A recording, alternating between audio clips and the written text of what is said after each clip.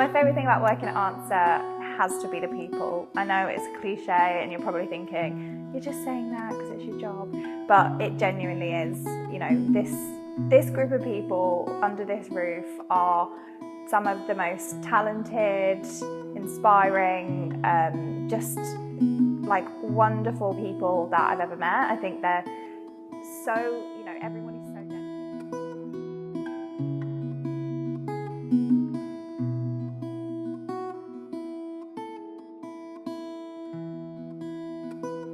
If there's anything really exciting that gets me up in the morning, so I'm thinking about the last gig I did, and because a lot of the work here at Answer is in the health sector, you know, it sounds a bit cliched, but you do really feel like you're saving lives. Tough decisions often arise when aspirations clash with reality. And for example, I once worked with a client who they had clear business objectives that they wanted to realise, but their data quality and infrastructure just simply couldn't support that. So it was a difficult conversation to help them realise this, but by addressing those foundational problems first, they were ultimately able to achieve their ambitions. And it was a painful but ultimately worthwhile long-term engagement and investment for them. So in terms of how I balance speed and quality in my work, one of the company's core values is to do the right thing in the right way. And I generally think that it's better to go for quality over speed if you have to have a balance between the two. Because one thing that I've found as I've gone along in my career is if you do things quickly, you'll have to do it twice. So what's something that I'm currently working on that excites me? So I've recently had the opportunity to go on a product owner course at Answer. I've really loved getting to understand the skills and experiences of a product owner, and it's helped to strengthen my position in a cross-functional team. So there's a couple of things on my current project, tenders, big NHS tenders that we're going for with the client, some in partnership with Answer as well. And they're really, I can't say too much about them, but they're looking like they're going to really have a material impact on service users and ultimately just people that access certain NHS services. So the opportunity to be involved in shaping a bid response for something like that, where we might be able to directly impact people's lives, is really exciting. And we've got a couple of them on the go at the moment.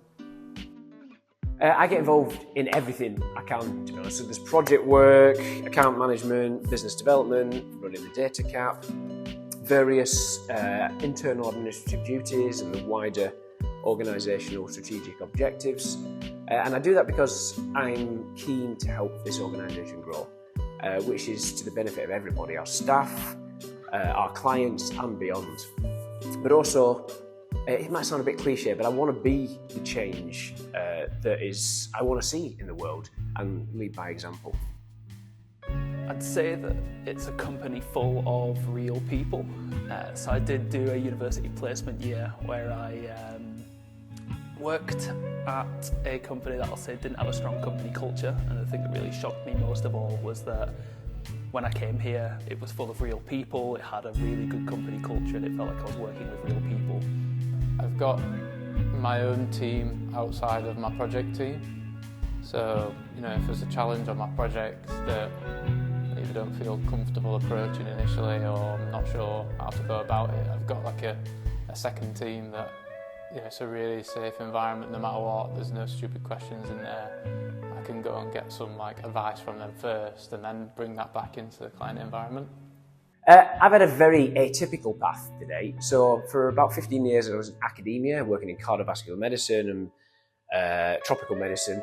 And for a good chunk of that I was involved in developing snakebite therapies, which meant I was extracting venom from the world's most venomous snakes. I was then head of data and insights at General Medical Council, and then data transformation lead at Guernsey Government, where I was involved in putting together data strategies. So I put together the data strategy 10-year piece of work to overhaul the current setup and turn them into a data-driven organisation. And then about 4 years ago, I was working on a project as a self-employed whilst Answer Digital were there. And I thought, I love the way these guys work and I want to join them. So I joined Answer. 4 years of happiness. If you're watching this and you're a candidate who's looking to join the academy and you're thinking, do I have it in me? Do I have what it takes? I encourage you to do it. We are just real people. We're not these scary robots that are just going to try and grill you in your interview. We want to see you at your best. We'll encourage you to be at your best in your interview. And the academy is a really, really good thing. It's what I came through originally and I really recommend it. Has there been a time when I've really levelled up here at Answer? I would say that my most recent client, I definitely had to level up and step up. It was a project with really tight scope and tight deadlines. It unexpectedly got derailed, which meant I really had to step up my stakeholder management, both internally and with the client, just to make sure that all the comms were completely clear throughout the project. Yeah, I think one of the good things, depending how you see it, of working in the consultancy is there's times where things change really rapidly. You're sometimes presented with opportunities that you wouldn't otherwise have had. So, for example, if you're put into a role that is slightly more senior than you would expect, that can be an opportunity to grow really quickly. I've had a couple of roles like that here, and sometimes, like at the moment on my project, things have changed. The team's gone from 10 to 1. I'm the 1, and so I'm taking on some account lead responsibilities at the same time. So you never know when you're going to need to step into that kind of next level. And thankfully, so far, I've come through them challenges and been able to gain more experience as a result of the things that were potentially perceived as blockers initially. Probably the greatest challenge of being a project manager or a program manager here at Answer is when you first get taken into a gig.